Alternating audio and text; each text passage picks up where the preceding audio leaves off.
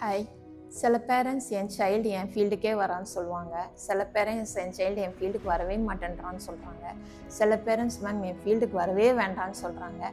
இதுக்கெல்லாம் நம்ம ஏன், எதனால், என்ன செய்யணும் அப்படின்னு பார்க்கலாமா?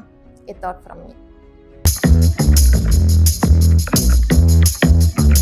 ஹாய். பேரண்ட் அவங்க ஃபீல்டில் ஒரு பேஷனோடு பண்ணும்போது, ஒரு என்ஜாய்மெண்ட்டோட பண்ணும்போது, ஒரு அப்ரிஷியேஷனோட பண்ணும்போது, அது அவங்களோட கிட்டுக்கு கொஞ்சம் பேஷன் ட்ரான்ஸ்ஃபர் ஆகுது. ஸோ அந்த டைமில் the kid will get encouraged to follow the parent in their field.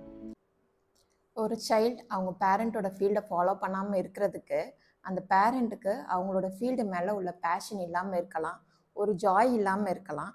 அந்த பேரண்ட் அவங்க ஃபேமிலி டைம் ஸ்பெண்ட் பண்ணுறதுக்கு கம்மியாக இருக்கலாம், பண்ணாமலேயும் இருக்கலாம். இன்னொன்று, அவங்க when the child is compared with the parent, அது கூட அவங்கள டிஸ்கரேஜ் பண்ணிடுது அந்த ஃபீல்டில் வர்றது.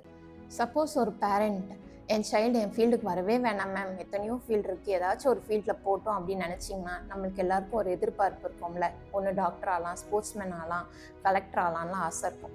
அதை சின்ன வயசுல இருந்தே டே டு டே லைஃப்பில் கேஷுவலாக அவங்க கூட பேசி, ஃப்ரெண்ட்லியாக பேசி, மெல்ல மெல்லமாக அந்த ட்ரைவ் அவங்கக்கிட்ட ஏற்றி விட்டோம் அப்படின்னா நல்லா வருவாங்க. For example, if you want your child to be a doctor, அந்த டாக்டர்ஸ், ஃபேமஸான டாக்டர்ஸ் ஃபோட்டோஸ்லாம் காட்டுங்க. அவங்க பண்ணியிருக்க ரிசர்ச், அவங்க பண்ணியிருக்கிற ப்ரொசீஜர்ஸ், என்ன மாதிரி ஃபீல்டுலாம் இருக்குது, என்ன மாதிரி ஸ்பெஷாலிட்டி இருக்குது, ஹார்ட்டாக இருக்கலாம், பிரெயினாக இருக்கலாம், ஐஸாக இருக்கலாம், டூத்தாக இருக்கலாம், என்ன மாதிரி ஸ்பெஷாலிட்டிஸ்லாம் இருக்குதுன்னா நீங்கள் சொல்லி கொடுத்தீங்க, வளர்த்துக்கிட்டே வந்தீங்கன்னா அதில் இன்ட்ரெஸ்ட் வரலாம்.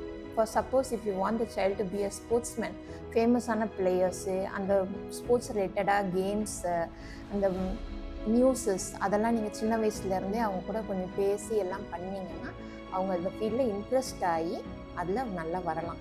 இதில் பேசிக்காக என்னென்னா, அவங்களுக்கு நீங்கள் இன்ட்ரெஸ்ட்டை உண்டு பண்ணணும், அவங்களுக்கு அந்த ட்ரைவை நீங்கள் உண்டு பண்ணணும், அவ்வளோதான். Curiosity is a must. By. A thought from me.